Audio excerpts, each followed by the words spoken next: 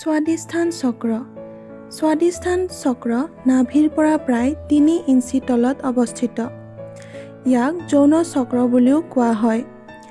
এই চক্ৰটোৱে প্ৰজনন অংগ আৰু প্ৰস্ৰাৱ নলী নিয়ন্ত্ৰণ কৰি শৰীৰক শক্তি প্ৰদান কৰে।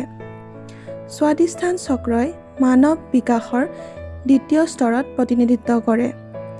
এই চক্ৰৰ জাগৰণে ব্যক্তিৰ স্পষ্টতা আৰু বিকাশ আনে। কিন্তু তাৰ আগতে আমি আমাৰ চেতনাক নেতিবাচক গুণৰ পৰা বিশুদ্ধ কৰিব লাগিব।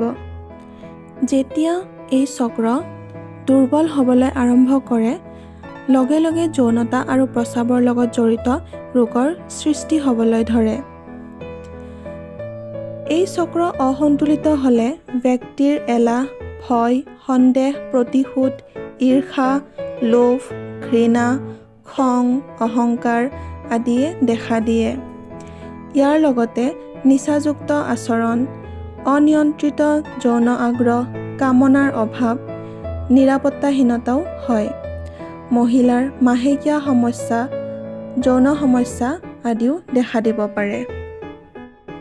এই চক্ৰ আমাৰ জাগ্ৰত চেতনাৰ পোষক হয়। ব্যক্তি সকলো সময়তে কিমান সজাগ আৰু জাগ্ৰত হয় ইয়াৰ কাৰ্যক্ষমতাৰ ওপৰত নিৰ্ভৰ কৰে। এই চক্ৰটোৱে সন্তানৰ প্ৰজনন আৰু যৌন অনুভূতি নিয়ন্ত্ৰণ কৰে। ৰেইকি দিওঁতে সন্মুখৰ পৰা এই চক্ৰটোৰ প্ৰতি মনোযোগ দিব লাগে, যাতে পাঁচোটা আঙুলি একেলগে সংযোগ কৰি বুঢ়া আঙুলিটোৱে নাভি স্পৰ্শ কৰিব লাগে। এই চক্ৰৰ ৰং কমলা আৰু বীজ মন্ত্ৰ ৱাম। ধন্যবাদ।